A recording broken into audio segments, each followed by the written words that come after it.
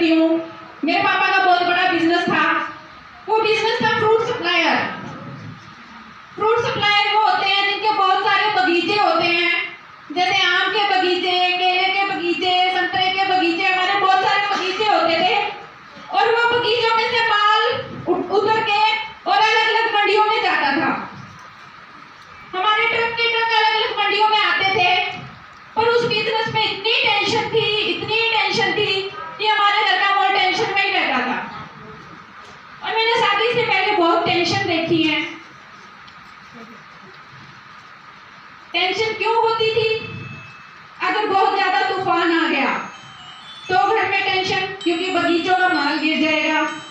बारिश आ गई तो फ्रूट्स खराब हो जाते हैं, मैंगो खराब होंगे, बनाना खराब होंगे। तो पापा को बहुत ज्यादा टेंशन हो जाती थी, क्योंकि वो कमाते भी लाखों थे और गवाते भी लाखों थे। और जब एक घर में जब लाखों कमाते हैं तो खुशियां भी आती है, और लाखों गवाते हैं तो माहौल भी गंदा हो जाता है ना घर का, टेंशन में आ जाती है पूरी फैमिली। तो मैं अपने घर की बड़ी बेटी हूँ, मैं और मेरी मम्मी बड़े टेंशन में हो जाते थे कि पापा को इस बार इतना नुकसान हो गया है। और फिर मैं 20 साल की हो गई। उससे पहले मैं थोड़ा सा मैं आपको बताती हूँ। 2001 में मेरे पापा ने बहुत सारे आम के बगीचे लिए हुए थे, और 2001 में आंध्रा में एक तूफान आया और उसमें वो सारा आम का जो बगीचा था सारा खत्म हो गया।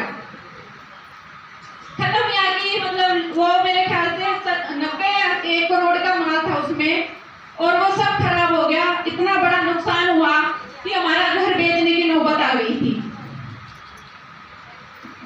फिर पापा शादी के लिए, मैं 20 साल की हो गई, शादी के लड़का ढूंढ रहे थे, तो किसी ने राकेश जी को बताया। और राकेश जी तो है इतने स्मार्ट, एक बार देख ले तो कोई मना करेगा क्या?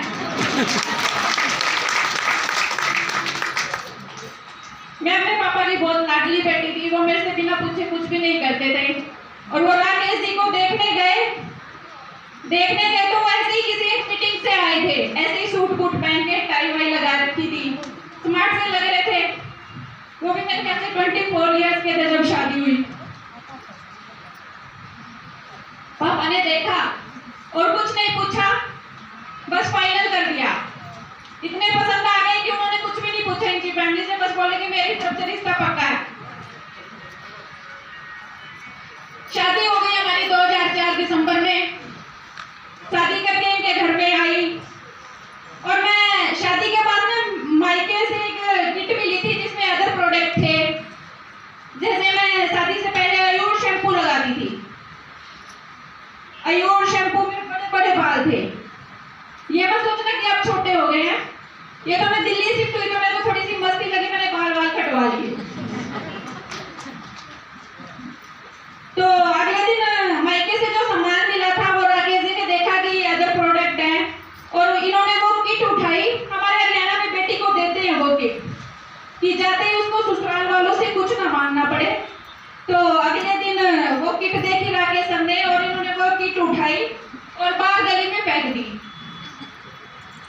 मेरे को गुस्सा आया, बहुत गुस्सा आया। पर वो नई नई शादी होती है ना, तो लड़की बोल नहीं पाती ससुराल में, सबके साथ होता है ऐसे।